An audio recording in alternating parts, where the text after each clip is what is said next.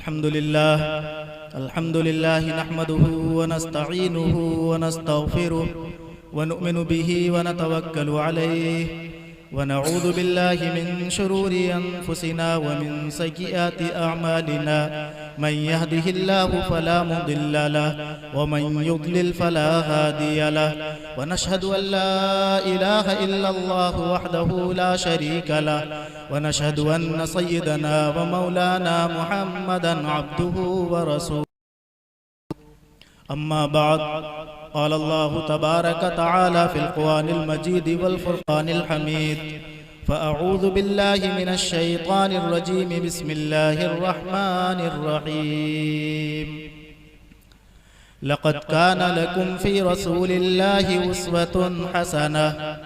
वक़ाल अल्लाहु तबारक तआला फ़ी मक़ामिन आख़र लौ अंज़लना हाज़ल क़ुरआन अला जबलिन लरअयतहु ख़ाशिअन मुतसद्दिअन मिन ख़श्यतिल्लाह व तिल्कल अम्सालु नज़रिबुहा लिन्नासि लअल्लहुम यतफ़क्करून।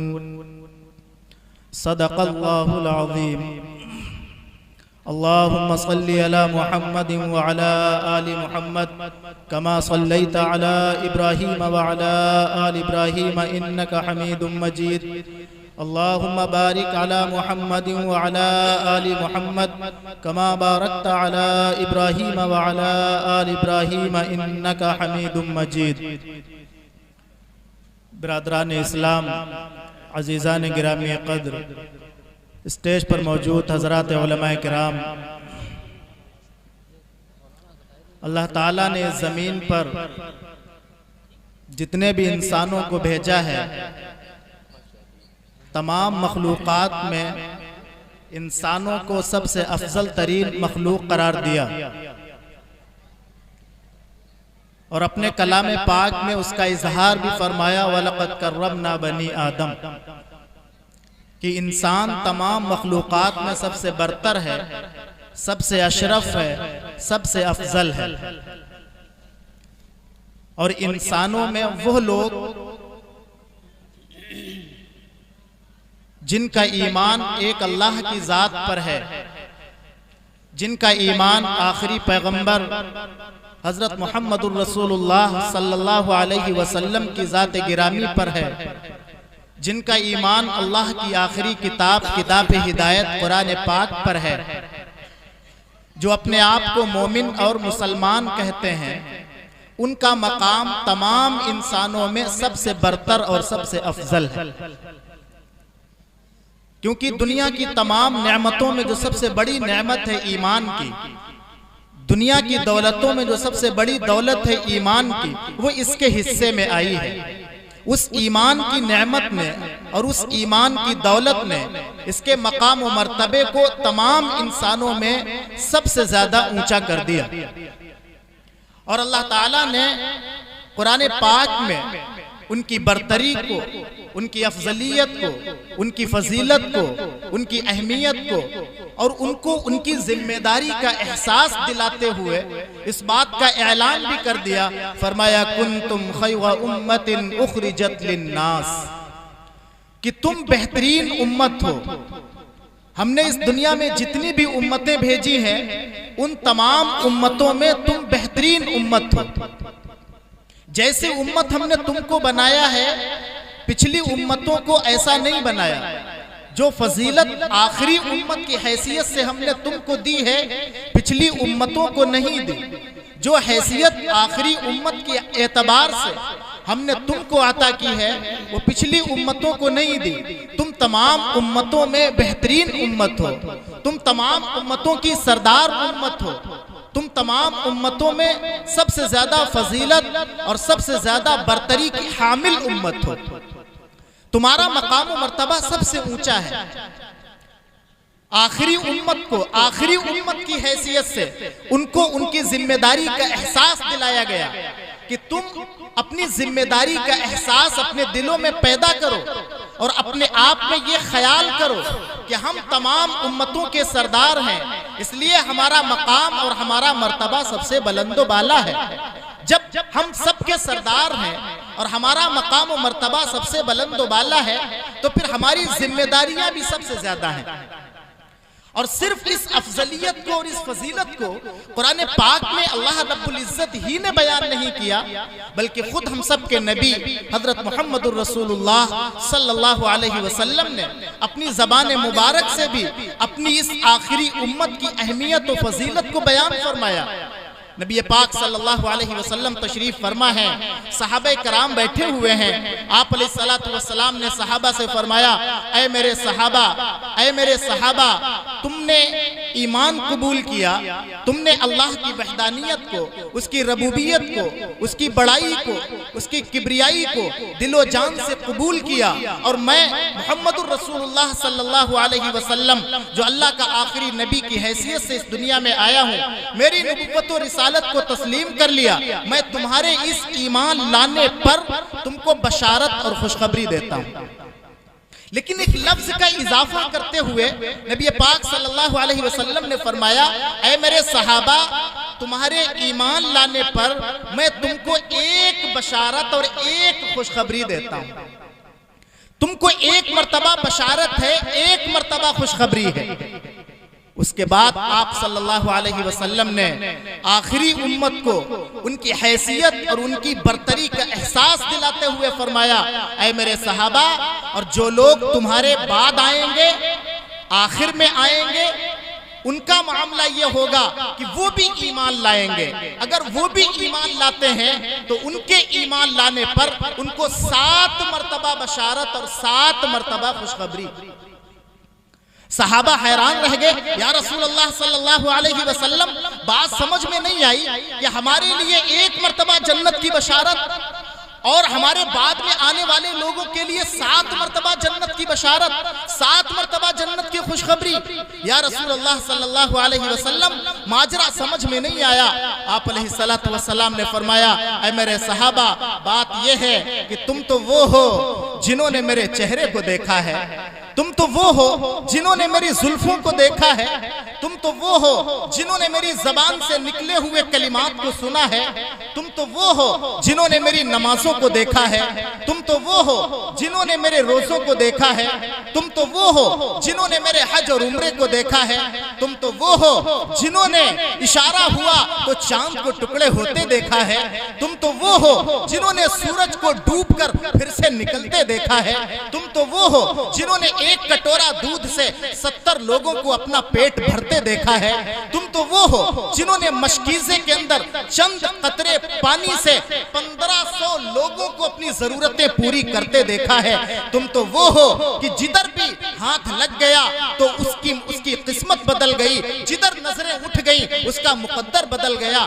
तुम तो वो हो जिन्होंने सारे कमालात देखे, सारे मौजिज़ात देखे, सारी खूबियां देखी और फिर कहा, अशहदु अल्ला इलाहा इल्लल्लाह व अशहदु अन्ना मुहम्मदर रसूलुल्लाह। लेकिन ऐ मेरे सहाबा, तुम्हारे बाद जो लोग आएंगे, आखिर उम्मत में जो लोग आएंगे, वो होंगे जिन्होंने मुझे भी नहीं देखा, मेरी जात को नहीं देखा, मेरे मौजिज़ात को नहीं देखा, मेरे कमालात को नहीं देखा, मेरी खूबियों को नहीं देखा, उसके बावजूद कहेंगे अल्लाह मेरा खालिक है, अल्लाह मेरा मालिक है, अल्लाह मेरा राज़िक है। और हजरत मोहम्मद मुस्तफ़ा सल्लल्लाहु अलैहि वसल्लम अल्लाह के आखिरी नबी और अल्लाह के आखिरी रसूल हैं। सब कुछ देखे बगैर मानेंगे, सब कुछ देखे बगैर तस्लीम करेंगे, सब कुछ देखे बगैर अपनी जिंदगी को कुर्बान कर देंगे।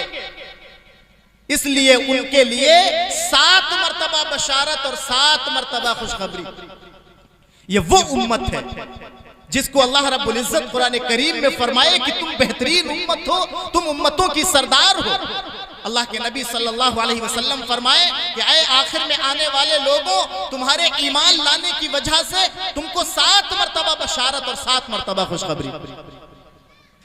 इसलिए ऐ आखिर उम्मत के लोगों, अपनी जिम्मेदारी का एहसास अपने दिलों में पैदा करो, अपनी अहमियत, अपनी बरतरी और अपनी फजीलत, अपने मकाम और अपने मर्तबे को समझो कि अल्लाह तबारक व तआला ने तमाम उम्मतों में सबसे बेहतरीन उम्मत बनाकर सबसे ऊंचा मकाम और मर्तबा अता फरमा दिया। और आखिर उम्मत के हैसियत से, आखिर में आने के एतबार एतबार से अल्लाह के नबी सल्लल्लाहु अलैहि वसल्लम ने अपनी सआदतों और अपनी बशारतों का मुस्तहिक बना दिया। ये इस उम्मत के हिस्से में दुनिया की नेमतों में सबसे बड़ी नेमत आई है। अल्लाह तबारक व तआला ने इस उम्मत को जो दूसरी बड़ी नेमत अता फरमाई वो आखिरी नबी हजरत मुहम्मदुर रसूलुल्लाह सल्लल्लाहु अलैहि वसल्लम की हैसियत से अता फरमाई। उम्मत को उम्मतों का सरदार बनाकर भेजा और इस उम्मत को जो नबी दिया उस नबी को नबियों का सरदार बनाकर भेजा।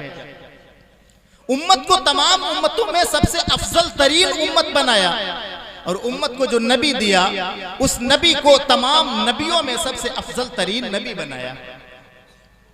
इस आखिरी उम्मत को यह एहसास दिलाया और उनकी जिम्मेदारी और उनके मकाम और मर्तबे को बयान करते हुए बताया गया कि हजरत आदम अलैहिस्सलाम से लेकर हजरत ईसा अलैहिस्सलाम तक जितने भी नबी रसूल पैगंबर इस दुनिया में तशरीफ लाए उन तमाम नबियों रसूलों और पैगंबरों में तुम्हारे नबी हमारे नबी हजरत मुहम्मदुर रसूलुल्लाह सल्लल्लाहु अलैहि वसल्लम का मकाम और मर्तबा सबसे बुलंद व बाला है। हुस्न यूसुफ तम ईसा यद बैसादारी आंचे खूबा हमादारन की तू तन्हा। पिछले नबियों के हिस्से में जितने कमालात और जितने मौजिज़ात आए हैं अल्लाह ताला ने वो सारे के सारे आखिरी नबी हजरत मोहम्मद सल्लल्लाहु अलैहि वसल्लम की ज़ात अक़दस में जमा फरमा दिए।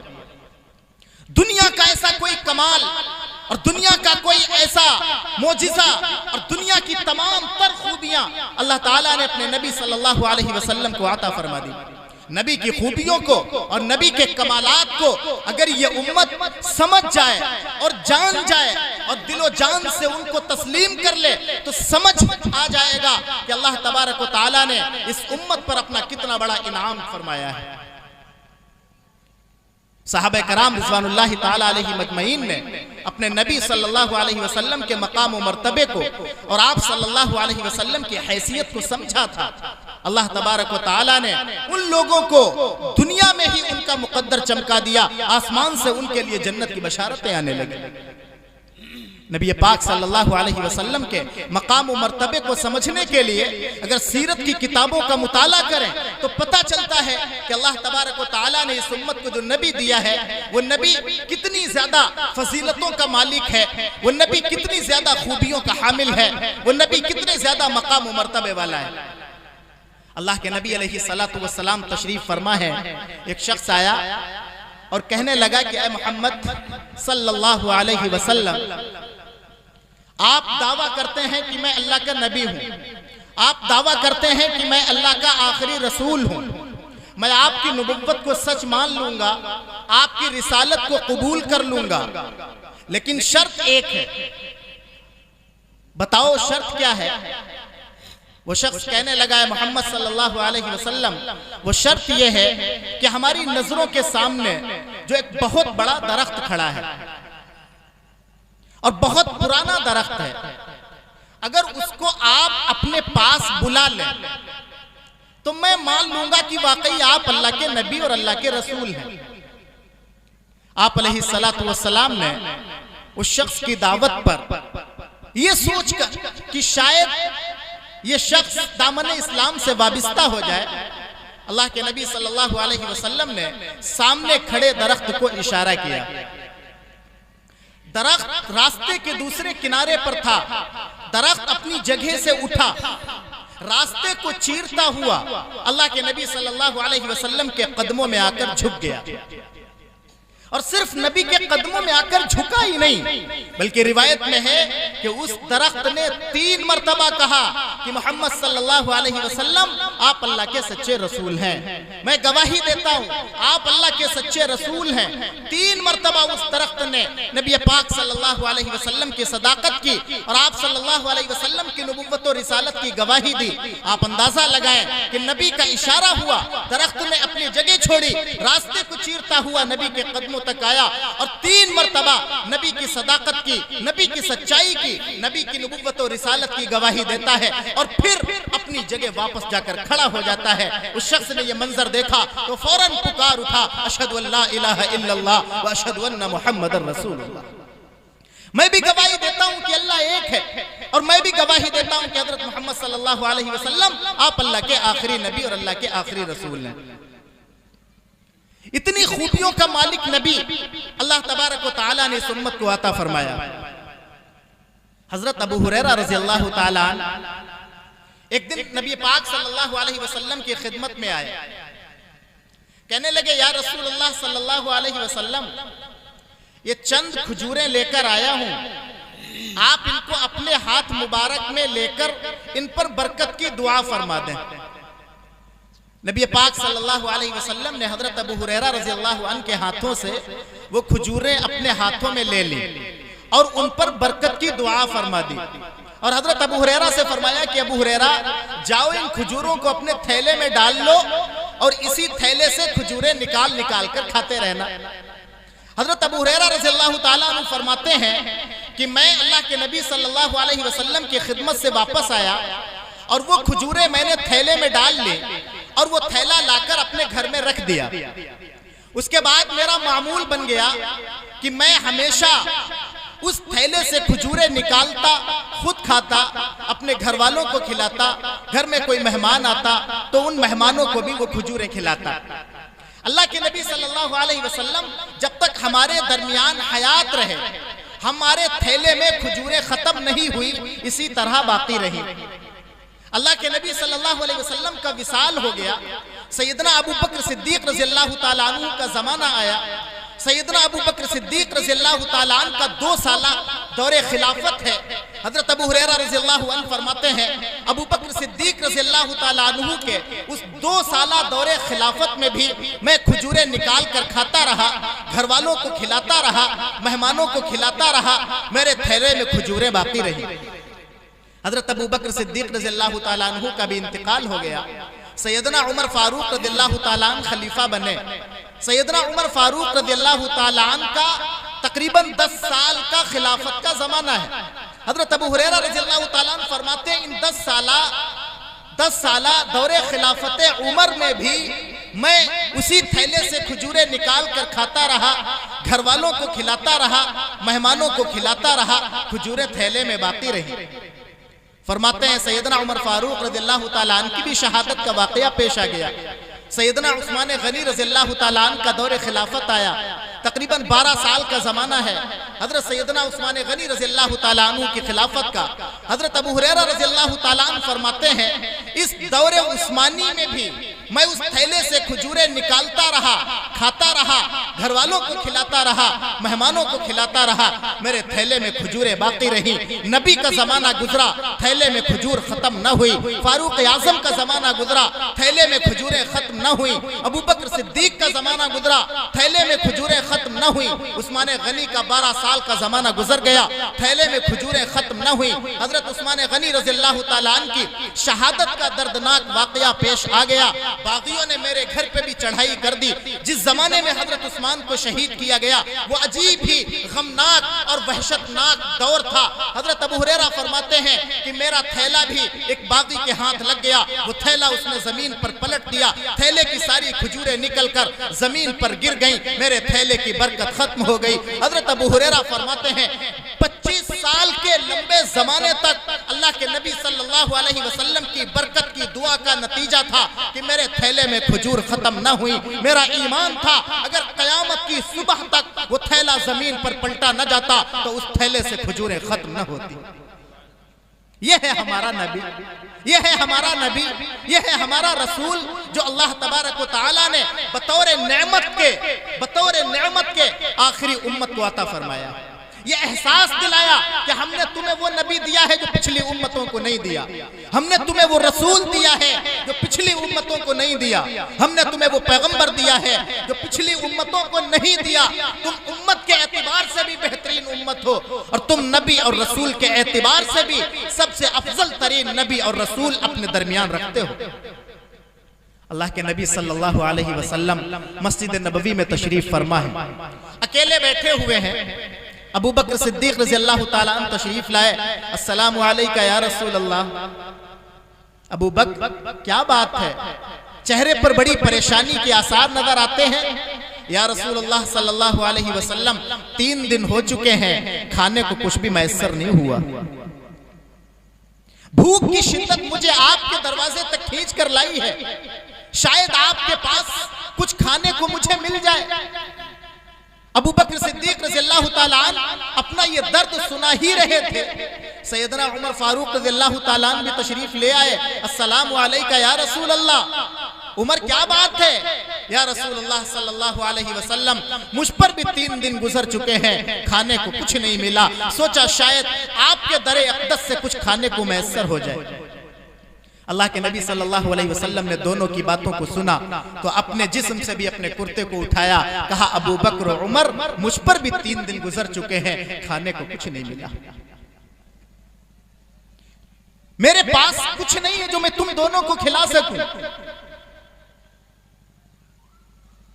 अचानक एक सहाबी आए, अस्सलामु अलैका या रसूल अल्लाह। क्या बात है? कहने लगे मेरे माँ बाप आप पर कुर्बान हो जाएं। ऐ अल्लाह के नबी सल्लल्लाहु अलैहि वसल्लम, मैंने अबू बकर की बात को भी सुना, उमर की बात को भी सुना, आपकी बात को भी सुना कि 3 दिन का फाका है, खाने को कुछ भी मैसर न हुआ। मैंने सोचा मैं आपको एक खुशखबरी सुना दूं। कहा क्या खुशखबरी है?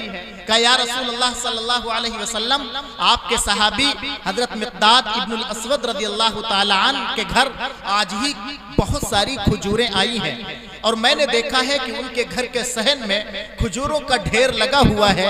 या नबी अल्लाह, आप चाहें तो उनके घर तशरीफ ले चलें, उनके दस्तरखान पर बैठकर जो कुछ खजूरें मैसर आ जाए उनको खा लें ताकि ये भूख की शिद्दत खत्म हो जाए।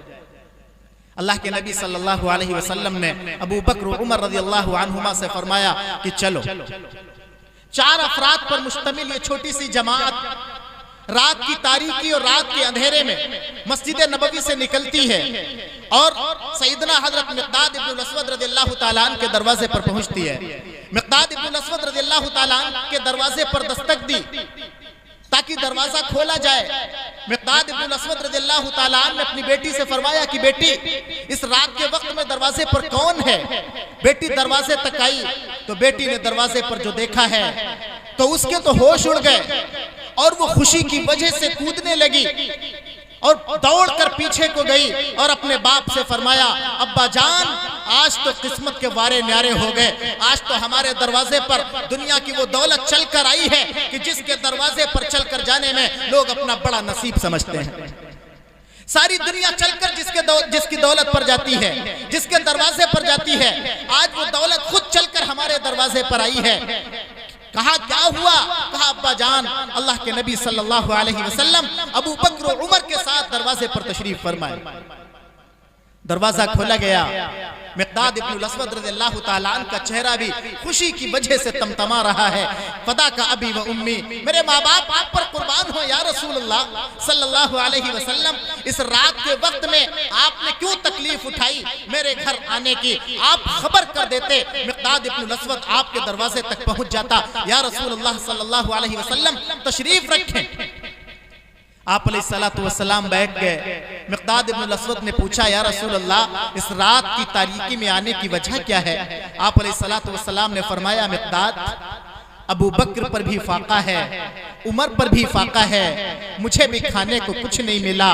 मुझे पता चला कि तुम्हारे घर में खजूरों का एक बहुत बड़ा ढेर लगा हुआ है। मैंने सोचा क्यों ना तुम्हारे दस्तरखान पर बैठकर कुछ खाने को मिल जाए ताकि भूख की शिद्दत खत्म हो जाए। मिक़दाद इब्नुल अस्वद रज़ियल्लाहु ताला अन्हु ने इतना सुना तो आंखों से आंसू जारी हो गए। मिक़दाद, क्या बात है? अभी तो तुम्हारा चेहरा खुशी की वजह से तमतमा रहा था और तुम खुशी की वजह से झूम रहे थे। अचानक ऐसा क्या हुआ कि तुम्हारी आंखों से आंसू जारी हो गए और तुम्हारे चेहरे पर उदासी और गमी की कैफियत छा गई?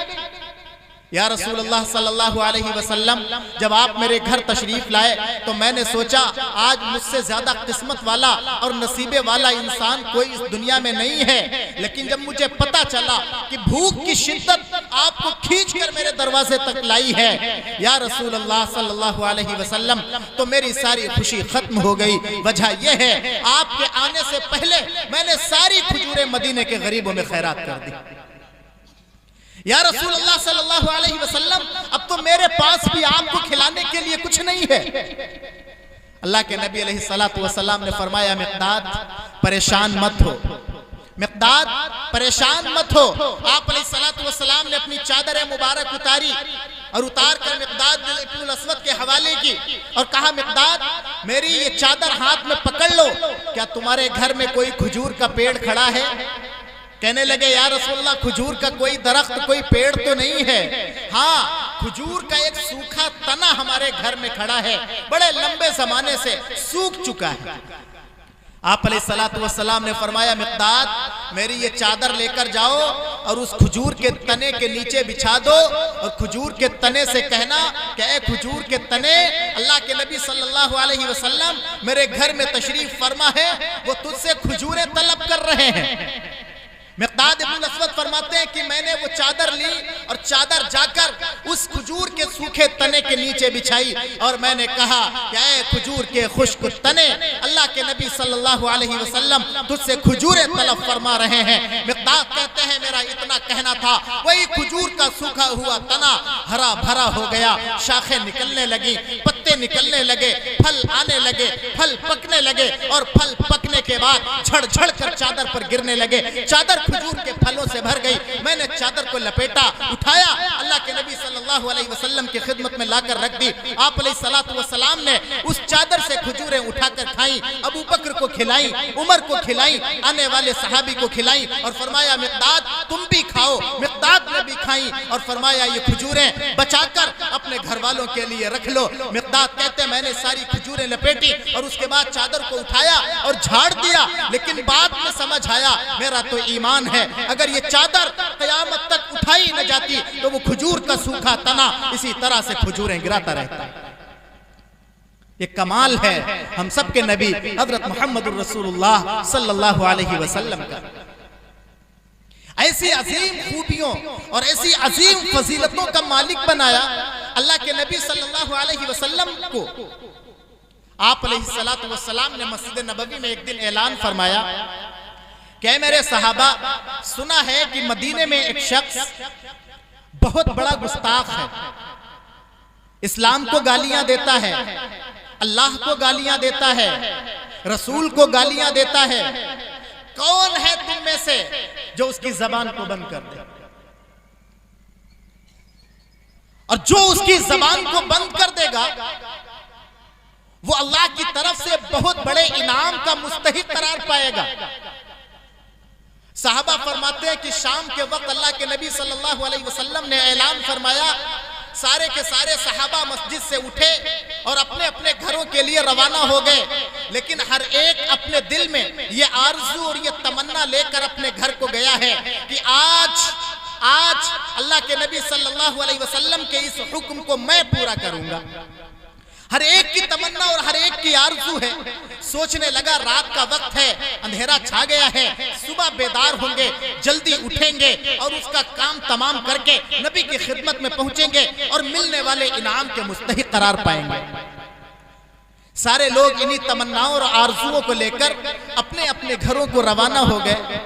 लेकिन हदीस में है कि एक सहाबी जो आंखों से नाबीना है, जिसको दिखाई नहीं देता, वो मस्जिद नबवी के एक कोने में बैठ गया और कोने में बैठकर अपने हाथों को बारगाह रब्बानी में उठाया और यूं कहा कि ऐ मेरे अल्लाह, लोगों के पास ताकत है, लोगों के पास कुव्वत है, लोगों के पास बीनाई है, देखने की ताकत है, लोगों से तू जब चाहे और जैसा चाहे काम ले लेगा।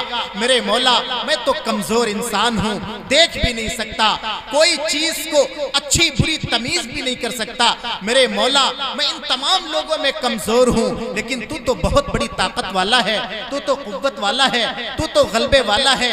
आज की रात ये काम तू मुझसे ले ले,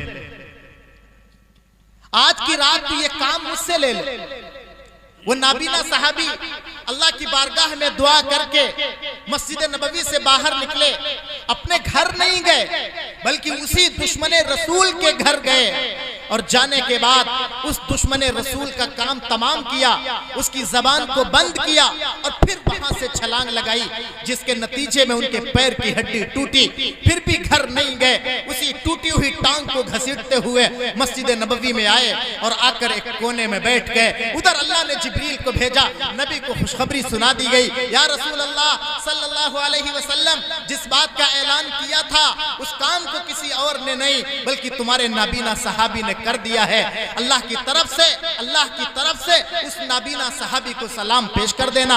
अल्लाह के नबी सल्लल्लाहु अलैहि वसल्लम मस्जिद नबवी से अजान की सदा बुलंद होती है फजर में, अल्लाहु अकबर अल्लाहु अकबर अल्लाहु अकबर अल्लाहु अकबर, हय्या अलस सलाह हय्या अलस सलाह हय्या अलल फलाह हय्या अलल फलाह। सारे सहाबा घरों से निकलते हैं, मस्जिद नबवी का रुख करते हैं। वो नाबीना सहाबी भी उसी मस्जिद के कोने में बैठा है, आंसू बहा रहा है कि अल्लाह मैं तो इस लायक नहीं था, लेकिन फिर भी तूने मुझसे ये काम ले लिया।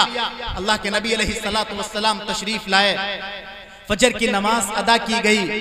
आप अलैहिस्सलातु वस्सलाम ने सहाबा से फरमाया, ऐ मेरे सहाबा, क्या तुम जन्नती आदमी देखना चाहते हो? सहाबा ने फरमाया, या रसूल अल्लाह क्यों नहीं, हम देखना चाहते हैं जन्नती आदमी कौन है।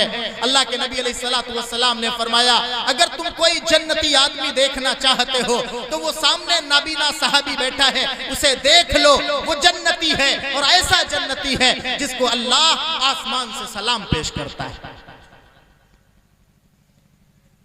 लेकिन कुर्बान जाए, नाबीना सहाबी पर भी इतना बड़ा काम करने के बाद नारा नहीं लगाया, दावा नहीं किया, बड़ा बोल नहीं बोला और अपने आप में तकब्बुर, घमंड और गुरूर का इजहार नहीं किया, खामोशी से आकर बैठ गए और बताया भी नहीं।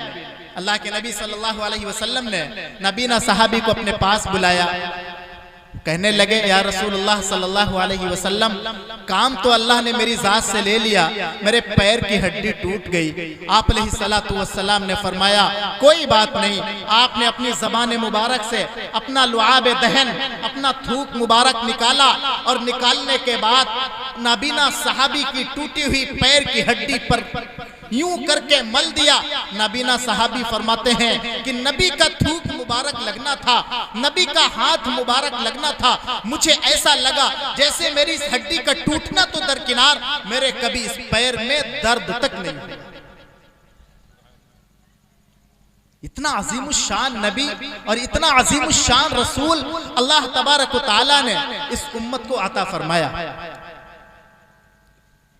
जो इतनी खूबियों वाला और इतनी बुजुर्गी वाला, इतने कमालात वाला है कि जिसका तसव्वुर भी नहीं किया जा सकता। पूरी जिंदगी निकल जाएगी लेकिन उस नबी की सीरत को, उसकी फजीलत को, उसके कमालात और मोजिज़ात को, उसकी खूबियों को बयान नहीं किया जा सकता। ला युमकिनु सना कमा काना हक्का बादस खुदा बज़रुक, तो ये किस्सा मुख्तसर, उसकी जात का हक तो अदा हो ही नहीं सकता। बस हर मोमिन और मुसलमान का ये ईमान हो कि अल्लाह के बाद अगर इस दुनिया में किसी का मकाम और मर्तबा है तो वह हम सब के नबी हजरत मुहम्मदुर रसूलुल्लाह सल्लल्लाहु अलैहि वसल्लम का है। तो ये दूसरा बड़ा इनाम है जो अल्लाह तबारक व तआला ने इस उम्मत को अता फरमाया। पहला इनाम कि इस उम्मत को तमाम उम्मतों का सरदार बनाया और उम्मतों में सबसे बेहतरीन उम्मत बनाया। और इस उम्मत पर दूसरा बड़ा इनाम है कि इस उम्मत को तमाम रसूलों का सरदार अता फरमाया और ऐसा रसूल दिया जो रसूल तमाम रसूलों में सबसे बेहतर है। और फिर अल्लाह तबारक व तआला ने इस उम्मत पर जो तीसरा बड़ा इनाम फरमाया है वो किताब हिदायत कुरान मुक़द्दस की शक्ल में है कि अल्लाह रब्बुल इज़्ज़त ने इस उम्मत को जो किताब अता फरमाई वो किताब तमाम आसमानी किताबों में सबसे बुजुर्ग बरतर है, तमाम आसमानी किताबों में सबसे बेहतर है, तमाम आसमानी किताबों की सरदार है, तमाम आसमानी किताबों में सबसे ज्यादा फजीलत और सबसे ज्यादा बरकत वाली किताब है। और उस किताब के मुताल्लिक भी अल्लाह रब्बुल इज़्ज़त ने इरशाद फरमाया कि ऐसी किताब है जिसको हम ही ने उतारा है, हम ही ने नाजिल किया है और हम ही उसकी हिफाजत भी करने वाले हैं। पिछली किताबें अल्लाह रब्बुल इज़्ज़त ने पिछले नबियों और उम्मतों के दरमियान भेजी लेकिन उनकी हिफाजत का वादा नहीं फरमाया, जिसकी वजह से उन किताबों में रद्द बदल कर दिया गया, तरमीम कर दी गई और लोगों ने अपनी मर्जी के मुताबिक जो अच्छा लगा अपनी किताबों में रखा और जो चाहा किताबों से निकाल कर बाहर फेंक दिया। लेकिन आखिरी किताब, किताब हिदायत, जिसको कुरान कहा जाता है, जिसको अल्लाह की किताब कहा जाता है, जिसको अल्लाह का कलाम कहा जाता है, यह ऐसी किताब है जो बरकत का जरिया है, हिदायत का जरिया है, रहमत का जरिया है, शिफा का जरिया है, नजात का जरिया है, इबरत का जरिया है, नसीहत का जरिया है, जहन्नम की वईदों और जन्नत की बशारतों को दिए जाने का जरिया है। इस किताब के जरिए अल्लाह तबारक व तआला ने अपनी उम्मत की, अल्लाह रब्बुल इज्जत ने अपने बंदों की और अपने हबीब सल्लल्लाहु अलैहि वसल्लम की उम्मत की रहनुमाई फरमाई है। ये किताब सिर्फ किताब नहीं है, बल्कि ये किताब दस्तूर हयात है, ये किताब निज़ाम जिंदगी है, ये किताब कानून इलाही है, ये किताब अल्लाह तबारक व तआला के दरमियान से बराह रास्त निकला हुआ अल्लाह का कलाम है, जिसके मुताल्लिक अल्लाह रब्बुल इज्जत ने फरमाया कि अगर हम इस किताब को और इस कलाम को और इस कुरान को अगर पहाड़ों पर उतार देते तो पहाड़ भी इतनी सकत और इतनी ताकत नहीं रखता कि इसको बर्दाश्त कर सकता, वो भी अल्लाह के खौफ, अल्लाह की खशियत की वजह से रेजा रेजा हो जाता। लेकिन हमने अपनी आखिरी उम्मत को ये किताब अता फरमाई है। किताब, अल्लाह के नबी अलैहिस्सलातु वस्सलाम फरमाते हैं कि ये ऐसी किताब है कि जिसका पढ़ना भी सवाब, जिसका सुनना भी सवाब, जिसका सीखना भी सवाब, जिसका सिखाना भी सवाब, जिसका छूना भी सवाब, और ऐसी किताब है जिसको मोहब्बत की निगाह से देखना भी सवाब।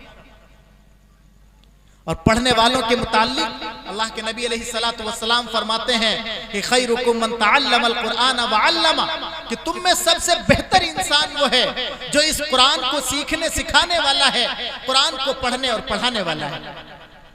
और जिस शख्स के सीने में कुरान का कोई हिस्सा मौजूद नहीं है, जो कुरान पढ़ नहीं सकता, जिसको कुरान के अल्फाज याद नहीं, कुरान के हुरूफ की पहचान नहीं, जिसका सीना कुरान से खाली है, उसके मुताल्लिक आप अलैहिस्सलातु वस्सलाम ने इरशाद फरमाया कि वो शख्स ऐसा है जैसे बंजर जमीन और वीराना घर। जैसे बंजर जमीन की कोई हैसियत नहीं और वीराने घर की कोई हैसियत नहीं, ऐसे ही अल्लाह की नजरों में उस इंसान की भी कोई हैसियत नहीं और कोई मकाम नहीं जिसका सीना और जिसका दिल कुरान से खाली हो। इस किताब के जरिए अल्लाह तबारक व तआला ने इस आखिरी उम्मत को ये एहसास दिया और उनको उनकी जिम्मेदारी याद दिलाई कि जैसे तुम बेहतरीन उम्मत हो, जैसे तुमको बेहतरीन नबी और बेहतरीन रसूल दिया गया, ऐसे ही तुमको बेहतरीन किताब भी दी गई। तुम इस किताब को पढ़ने वाले बनो, पढ़ाने वाले बनो, सीखने वाले बनो, सिखाने वाले बनो, और इस किताब पर जब तक जिस्म में सांसें बाकी रहें उस वक्त तक इस किताब पर अमल करने वाले बने, क्योंकि ये किताब अल्लाह की आखिरी किताब है। इस किताब के बाद कोई दूसरी किताब आने वाली नहीं है। फरमाया इन्ना हाज़ल कुरान यहदी लिल्लती हिय अक़वम, ये तो वो किताब है कि इस किताब के जरिए उन लोगों को हिदायत, रास्ता और रहनुमाई मिलती है जो हासिल करना चाहते हैं, जो चाहते हैं कि हमको सही रास्ता मिल जाए, जो चाहते हैं कि हमको नजात मिल जाए, जो चाहते हैं हमको कामयाबी मिल जाए, जो चाहते हैं हमको सही मंजिल मिल जाए। उनको चाहिए कि वो कुरान को अपना रहबर बनाए, कुरान को अपना रहनुमा बनाए। इसी से नजात मिलेगी, इसी से कामयाबी मिलेगी, इसी से सही रास्ता और इसी से सही मंजिल मिलेगी। क्योंकि अल्लाह रब्बुल इज्जत ने दूसरी जगह फरमाया यहदी बिही कसीरा व युज़िल्लु बिही कसीरा व मा युज़िल्लु बिही इल्लल फासिकीन। ये तो वो किताब है कि जो लोग इस किताब को अपने सीने से लगाते हैं, इस किताब को अपने गले लगाते हैं, अल्लाह तबारक व तआला उनको हिदायत दे देता है, उनको सही रास्ता दे देता है। और जो लोग इस किताब को छोड़ देते हैं, जो लोग इस किताब से अपना रिश्ता और अपना ताल्लुक तोड़ लेते हैं, वो लोग दुनिया में भटक जाते हैं, गुमराह हो जाते हैं और आखिरत के एतबार से भी नाकामी उनका मुकद्दर बना दिया जाता है। और फिर आगे अल्लाह ने फरमाया वमा युज़िल्लु बिही इल्लल फासिकीन। लेकिन याद रखो, भटकता वही है जिसका सीना ईमान से खाली होता है। भटकता वही है जिसके सीने में कुरान का कोई हिस्सा नहीं। भटकता वही है जो फासिक है, मुजरिम है, गुनहगार, वही भटकता है। इसलिए मेरे बुजुर्गों, मेरे अजीजों, ये अल्लाह रब्बुल इज्जत की तरफ से इस उम्मत को 3 बड़ी नेमतें अता की गई। पहली नेमत उम्मत के एतिबार से इसको बेहतरीन उम्मत बनाया। दूसरी बड़ी नेमत रसूल के एतिबार से सबसे बेहतरीन रसूल इस उम्मत को अता फरमाया, और किताब के एतिबार से इस उम्मत को सबसे बेहतरीन किताब अता फरमाई, जिसका पढ़ना सवाब, सुनना सवाब, सीखना सवाब, सुनाना सवाब, और जिसका याद करना तो और ज्यादा सवाब।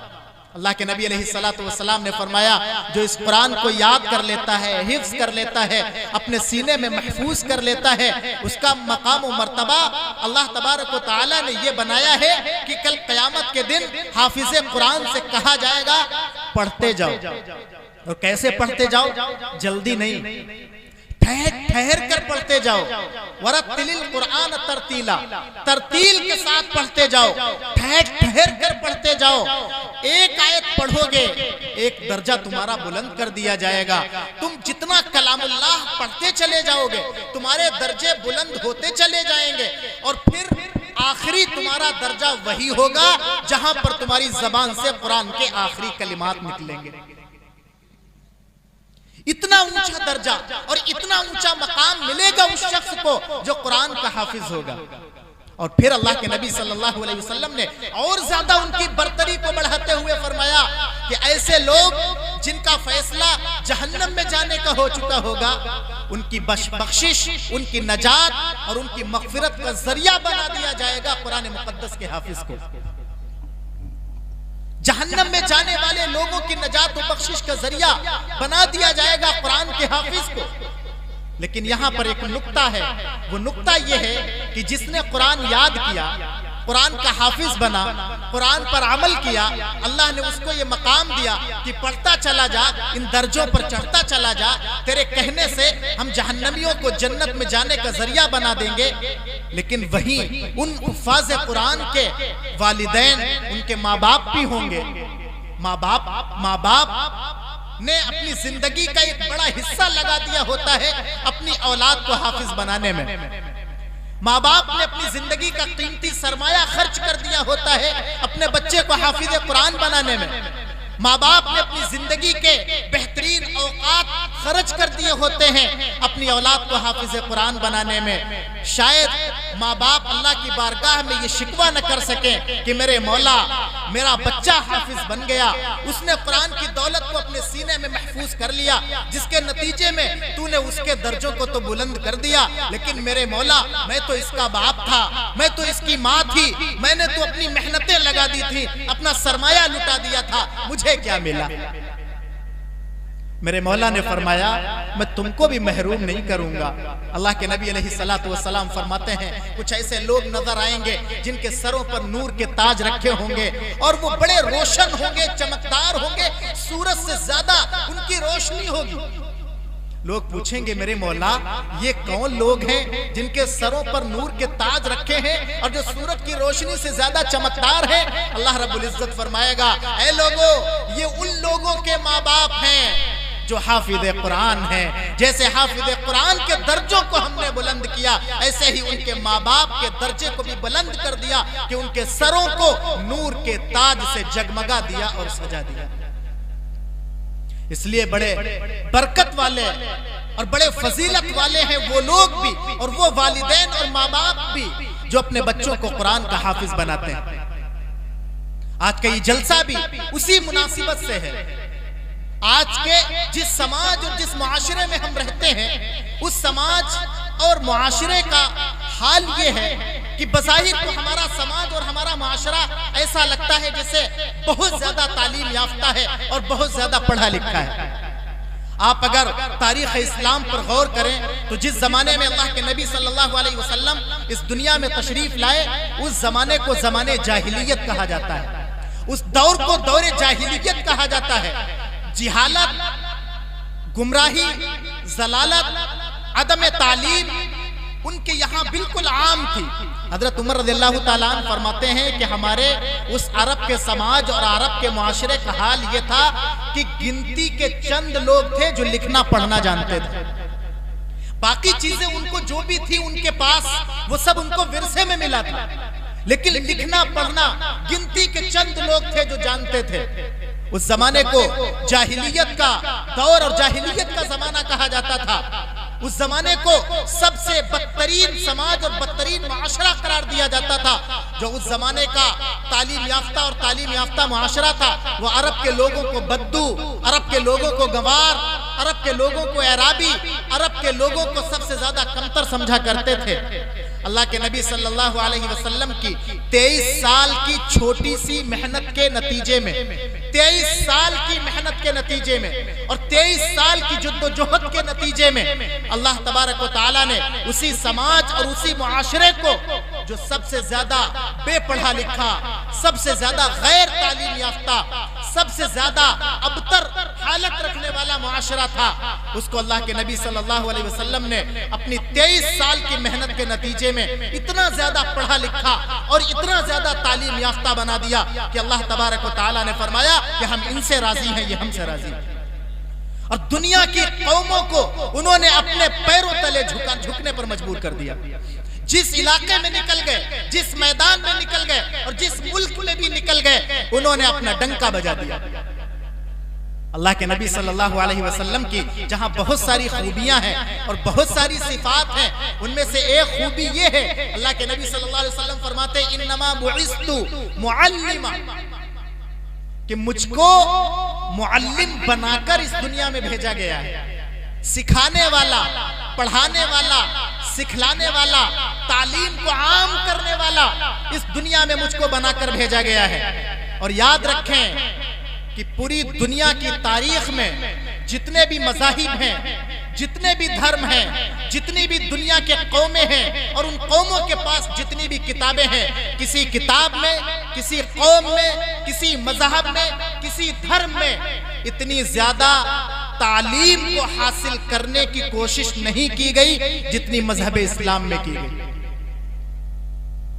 और जितना ज्यादा हमारे नबी हजरत मोहम्मद रसूलुल्लाह सल्लल्लाहु अलैहि वसल्लम ने अपनी उम्मत को तालीम के मेहनत का और इल्म के हासिल करने का सबक दिया है, किसी दूसरी कौमों में इसका तसव्वुर भी नहीं है।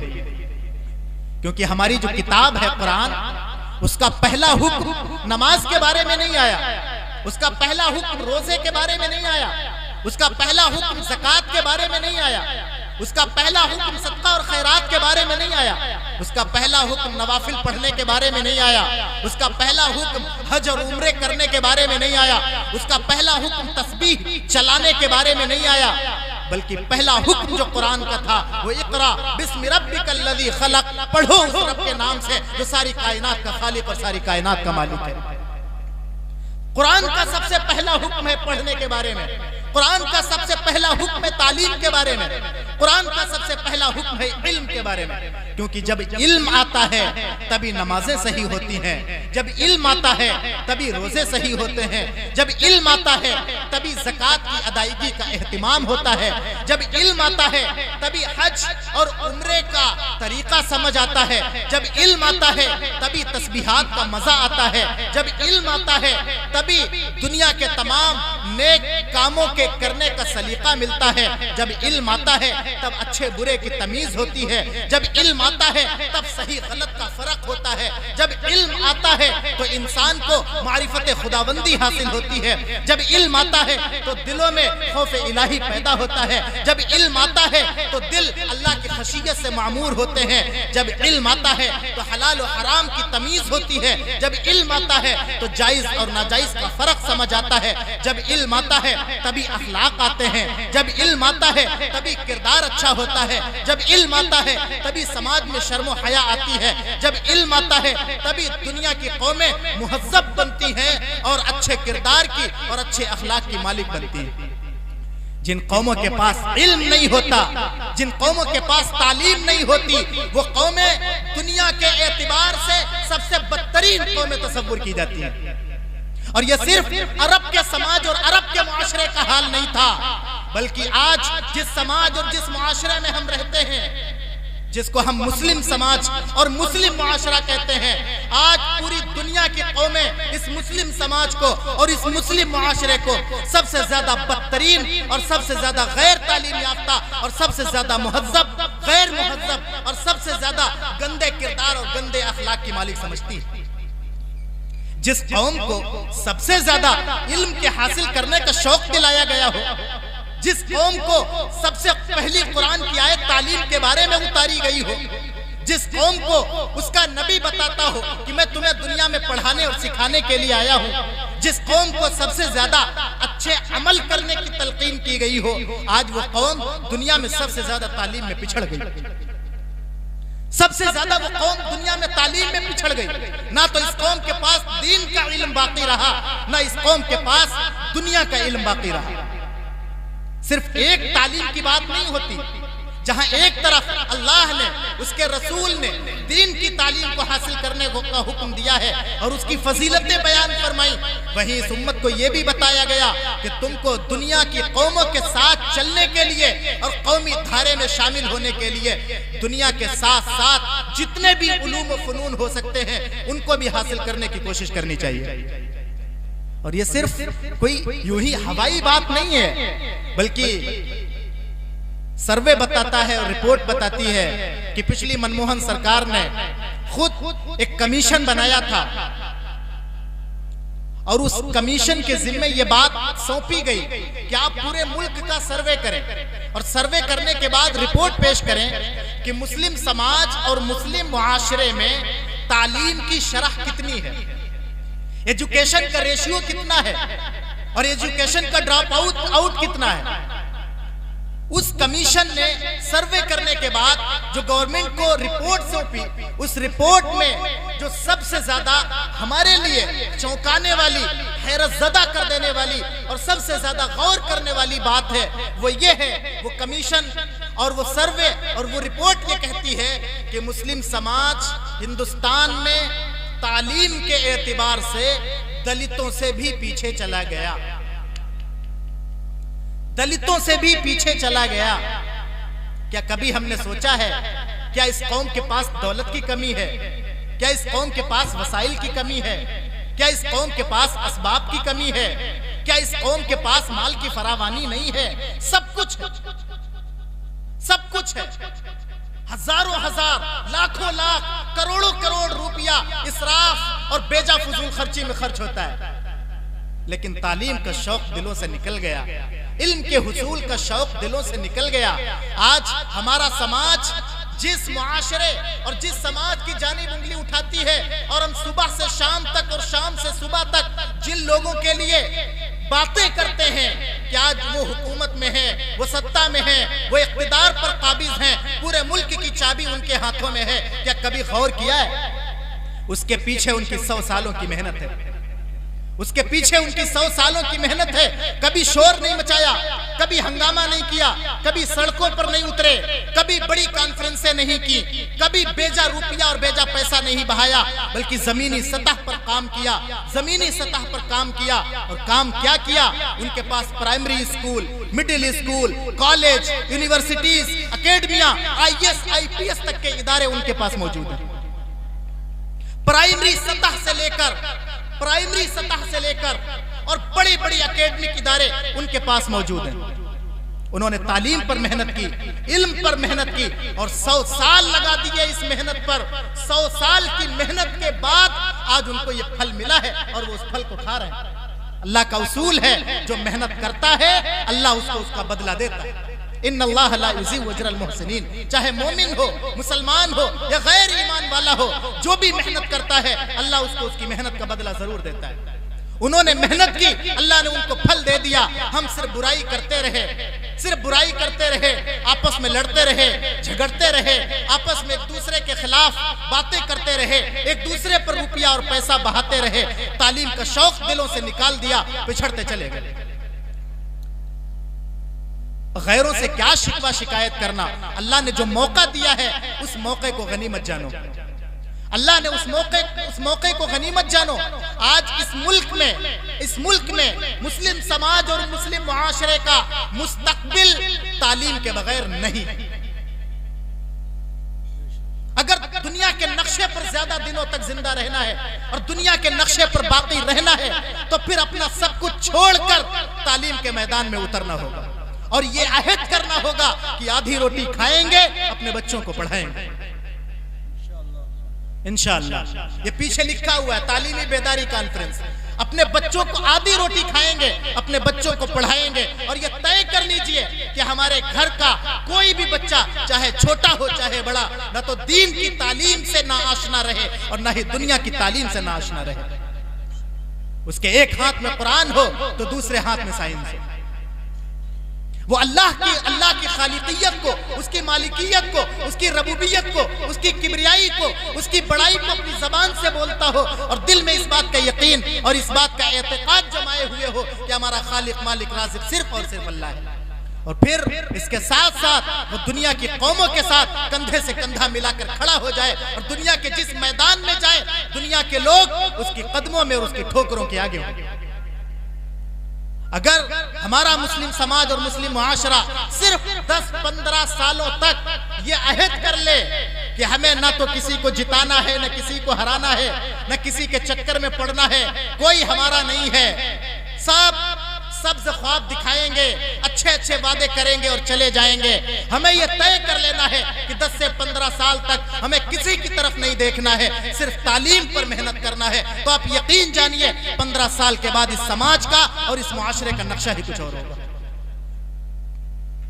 लेकिन अफसोस है कि हम दुनिया की दौलत और दुनिया के कामों में पड़कर जो हमारा असल काम था, असल मिशन था, उसको भूल गए। इक़रा बिस्मि रब्बिकल लज़ी खलक़, पढ़ो अपने रब के नाम से जो सारी कायनात और सारी कायनात का खालिक है, सारी कायनात का मालिक है। अल्लाह के नबी फरमाते, मैं तुमको पढ़ाने के लिए दुनिया में भेजा गया हूँ। जो लोग तालीम के मैदान में मेहनत करेंगे, अल्लाह तबारक व तआला उनको तरक्की देगा। अब हम बस आखिरी चंद बातें हैं कि अपने समाज का और अपने मुआशरे का खुद यहाँ इस बात का सर्वे कर लें कि जितने भी घर हैं उन घरों में कितने कुरान को पढ़ने वाले हैं, कितने बच्चे हैं जो कुरान सही पढ़ते हैं। एक है कुरान का पढ़ना और एक है कुरान का सही पढ़ना। कुरान को पढ़ने वाले तो बहुत हैं, लेकिन कुरान को सही पढ़ने वाले 2% भी नहीं है। क्योंकि कुरान कोई आम किताब नहीं है, कुरान अल्लाह की किताब भी है, अल्लाह का कलाम भी है। एक हर्फ बदलने से कुरान का मफहूम और कुरान का माना बदल जाता है। मैं एक मिसाल देता हूं, अल्लाह रब्बुल इज्जत ने क्या फरमाया, कुल हुवल्लाहु अहद। कुल बड़ा काफ है, हुरूफ हल्की में से है, हलक से निकाला जाता है, ये उसका सही मखरज है और उसकी अदायगी का तरीका है। कुल के माना है अल्लाह के नबी आप कहिए, आप कहिए, आप फरमा दीजिए। लेकिन अगर इसी बड़े काफ को छोटे काफ में बदल दिया जाए और यूं कहा जाए कुल, तो उसके माना हो जाते हैं खाइए, उसके माना हो जाते हैं खाइए। क्या बदला? सिर्फ बड़े काफ और छोटे काफ का फर्क बदला, माना कुछ के कुछ हो गए। तो कुरान पढ़ना सही नहीं है, बल्कि कुरान को सही से पढ़ना है। तो सबसे पहले तो ये सर्वे करें कि हमारे घरों में कितने बच्चे और कितनी बच्चियां हैं जो कुरान को सही तरीके से पढ़ लेते हैं। तो दीन की बुनियादें, इस्लामियात, दीनियात, उनको इतना पढ़ाएं जितना पढ़ाने का हुक्म दिया गया है। अल्लाह के नबी ने फरमाया, इल्म का हासिल करना हर मुसलमान मर्द और औरत पर फर्ज है, लाजिम और जरूरी है। हलाल और हराम, जायज और नाजायज की तमीज हर एक को आ जाए, इतना इल्म हर एक के लिए लाजिम, जरूरी, फर्ज और वाजिब है। और अगर अल्लाह ने तौफीक दी है तो अपने बच्चों को कुरान का हाफिज बनाए, और ज्यादा अल्लाह तौफीक दे दे तो अपने बच्चों को कुरान का आलिम भी बनाए, मुफस्सिर बनाए, मुहद्दिस बनाए, मुफ्ती बनाए। ये अल्लाह की तौफीक पर है, अल्लाह से दुआ करें।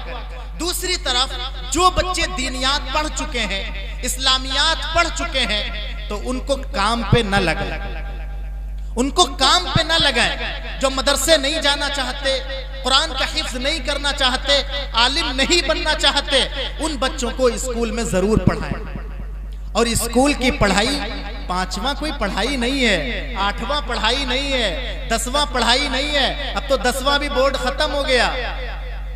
न्यू एजुकेशन पॉलिसी में 10वें की भी कोई हैसियत नहीं, अब तो इंटर को बोर्ड बना दिया गया। गोया कि हमारा देश भी जिसके पास इंटर है उसको थोड़ा बहुत पढ़ा मानता है कि हाँ ये कुछ थोड़ा बहुत पढ़ा है, जो इंटर तक पढ़ा हुआ है, उससे नीचे जो लोग हैं वो पढ़े हुए नहीं है। इंटर के बाद आप सर्वे करें कि कितने बच्चे ऐसे हैं जो ड्रॉप आउट कर जाते हैं, उसका रेशियो कितना है। जिम्मेदारी है जिम्मेदार लोगों की, वो गौर करें और इस पर मेहनत करें कि इंटर के बाद अपने बच्चों को इंटर के आगे की तालीम दिलाएं, ग्रेजुएट बनाएं, पोस्ट ग्रेजुएट बनाएं और फिर जो भी प्रोफेशनल कोर्सेज हो सकते हैं वो कराएं, ताकि वो भी दूसरी कौमों के साथ खड़े हो सकें और दूसरे समाज के साथ बराबरी की सतह पर खड़े होकर बात करने के लायक बन सकें। तो दोनों तालीम हमारे लिए लाजिम और जरूरी है। तो यही चंद बातें हैं, जो आखिर की चंद बातें हैं, इन पर बहुत गौर करने की जरूरत है। तो आज यहाँ बैठने वाले सभी लोग ये अहद करके जाएं और ये तय करके जाएं कि हम अपने बच्चों को दीनियात और इस्लामियात पढ़ाएंगे, हाफिज और आलिम बनाएंगे और उधर से फारिग होने के बाद हम अपने बच्चों को दुनिया की तालीम भी जरूर दिलाएंगे। तो इस उम्मत पर अल्लाह रब्बुल इज्जत ने 3 बड़े इनाम फरमाए हैं। पहला इनाम इस उम्मत को बेहतरीन उम्मत बनाया, दूसरा इनाम इस उम्मत को बेहतरीन नबी अता फरमाया और तीसरा इनाम इस उम्मत को बेहतरीन किताब अता फरमाई, जिसको कुरान कहा जाता है। तो इन 3 बेहतरीन नेमतों का मजमुआ है ये उम्मत, जिसको उम्मत मुहम्मदिया सल्लल्लाहु अलैहि वसल्लम कहा जाता है। इस उम्मत को चाहिए अपने मकाम को समझे, अपने मर्तबे को समझे और अल्लाह ने जो जिम्मेदारियां दी हैं उन जिम्मेदारियों का एहसास अपने अंदर पैदा करें। अल्लाह तबारक व तआला अमल की तौफीक दे देगा तो इस दुनिया में भी नजात के रास्ते खुल जाएंगे और मरने के बाद की भी जिंदगी बेहतर हो जाएगी। अल्लाह से दुआ करें अल्लाह हम सबको इन बातों पर अमल की तौफीक नसीब फरमा दे। व आखिरु दावाना अनिल हम्दुलिल्लाहि रब्बिल आलमीन। لا إله إلا الله لا إله